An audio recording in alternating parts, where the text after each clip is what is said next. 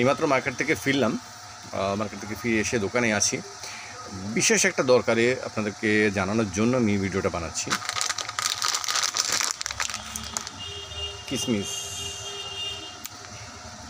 কিসমিস যারা যারা গত সপ্তাহেও মাল তুলেছেন তারা হয়তো দামটা বাড়ছে বা বাড়বে এরকম কিছু একটা শুনেছিলেন, বা অনেকেই হয়তো জানেন না। এখনও পর্যন্ত অনেকেই আছেন যারা জানেন না যে কিসমিসের অ্যাকচুয়াল দামটা কত চলছে। আমি এই যে কিসমিসটা এনেছি, এই কিসমিসটার দাম পড়েছে 320 টাকা।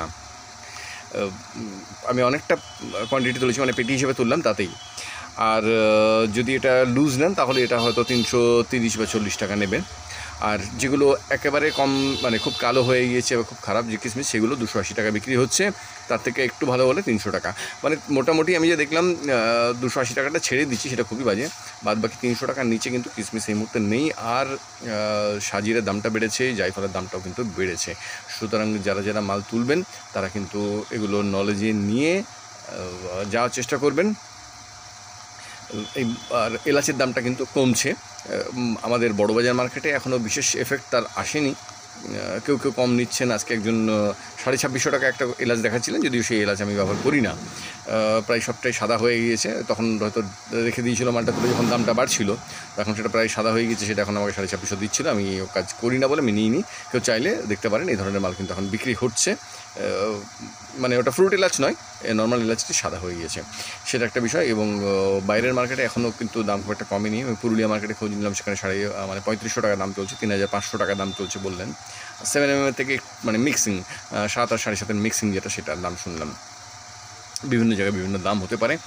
পুরো বিষয়টাকে একবার জেনে নিয়ে তারপরেই আপনারা কাজটা করুন। এবং আরেকটা জিনিস, সেটা হচ্ছে যে সামনেই ঈদ আছে, সেই কারণের জন্য কিছু মশলার দাম বাড়ছে বলে একটা কথাবার্তা চলছে। এক্স্যাক্টলি আমি জানি না যে কোন দিকে মার্কেটটা যাবে, উপরে যাবে না নিচে যাবে, সেটা বলা খুবই মুশকিল। এবং কিছু কিছু জিনিসের দাম এত উল্টোপাল্টা বাড়ছে, কারণ এই মুহূর্তে ধরুন আমি লাস্ট এই কিসমিসটা কিনছিলাম 240-50 কিনছিলাম, সেটাই আমাকে 320 টাকা দিয়ে কিনতে হচ্ছে। তো এই যে এতটা দাম বাড়লো, প্রায় 70 টাকা 80 টাকার মতো দাম বেড়েছে। তো 1 কিলোতে 80 টাকা দাম বাড়া কিসমিসে, মানে আপনারা বুঝতেই পারছেন দামটা অনেকটাই বাড়লো। সেটা কিন্তু আমরা যারা প্যাকিং করি আমাদের উপরে বিরাট এফেক্ট পড়ে, এবং যারা হোলসেল বিক্রি করেন তাদের উপরেও তো অবশ্যই এফেক্টটা পড়ে। তো যাদের কাছে স্টক আছে তারা ভালো দাম পেয়ে যাবেন। রেখে দিয়ে যেভাবে বিক্রি করতে চান সেটা দেখে নিন, দেখে নিয়ে বিক্রি করার চেষ্টা করুন।